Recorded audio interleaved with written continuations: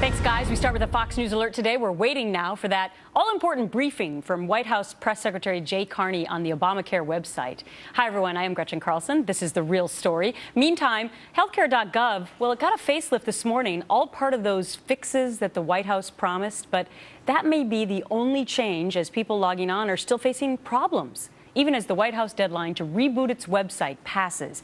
Well, now a former top advisor to the president says it could actually be years before the Obamacare site runs smoothly.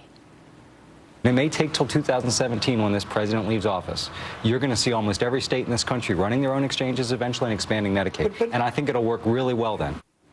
Wow. Chris Stirewalt, Fox News digital politics editor, host of Power Play on FoxNews.com Live. 2017, Chris, this thing was signed in 2010. That would be 7 years past signing that it would actually work? Well, and that's very bad news if you happen to be a Democrat who's running for office in the next 2 election cycles. Now, our expectation is that in time, they will eventually be able to operate a website. That is, it would be unfathomable that at some point they would not be able to figure out how to operate a website.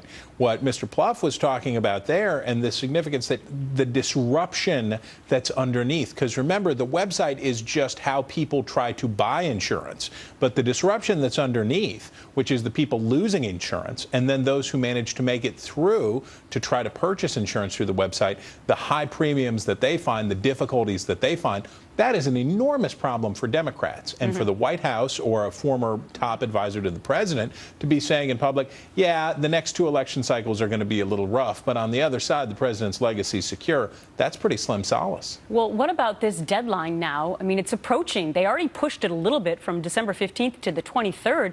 We're already on December 2nd today. Isn't there going to be mass chaos for people trying to actually sign up now before they have to start paying that penalty? Well, you think about this. If you had insurance, if you're a mom, you've got a family, you have insurance for this family, it is disrupted. The policy is not allowed to continue because of the regulations and the health law.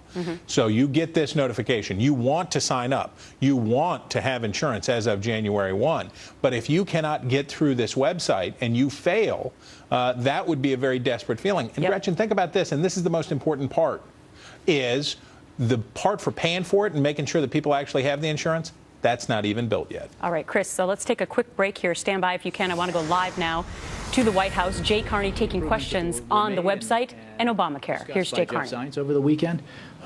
We believe that this website is and will function effectively for the vast majority of users. And each day, we will continue to take steps to make further improvements so that experience is enhanced for users every day. Insurers are saying that there's a problem still on the back end where for those folks that are actually able to enroll, the information that the insurance companies are getting is garbled, incomplete, in some cases totally unusable.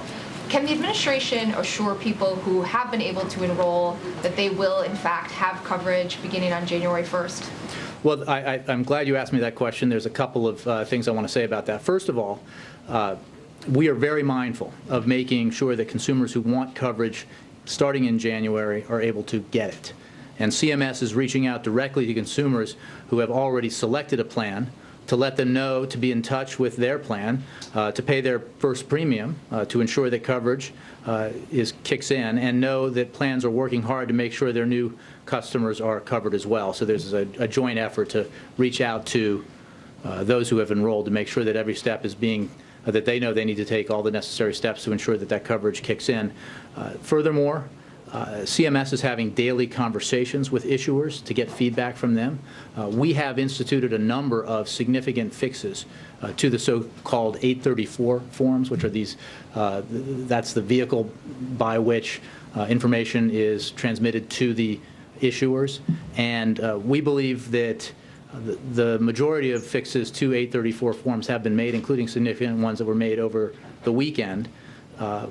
We expect the info now sent to insurers to be vastly improved, but we're going to continue to work with issuers to make sure that whatever remaining problems exist are addressed and fixed. So you can assure folks that have signed up All right, will we've been sign listening up to through Jay Carney September take 23rd. questions They will on the eventually healthcare.gov website. I want to bring back in Chris Steyerwalt because we keep hearing this word vast. The vast majority of people were going to be able to get on the website. Now he's saying the vast majority of people who have signed up, actually the information will go to the insurance companies.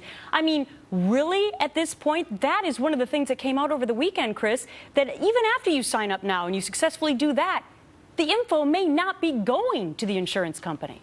Well, that's right, and they're pretty transparent, opaque anyway about this, that all they're doing now is essentially collecting your data.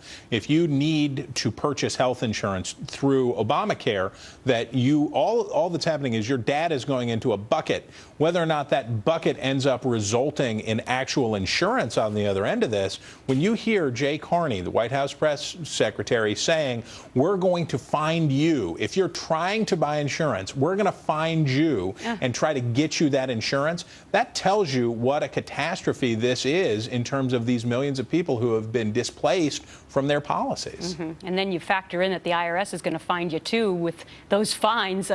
Might make a few Americans a little fearful today. Chris Steyerwalt, thanks so much. Have a great week. You bet.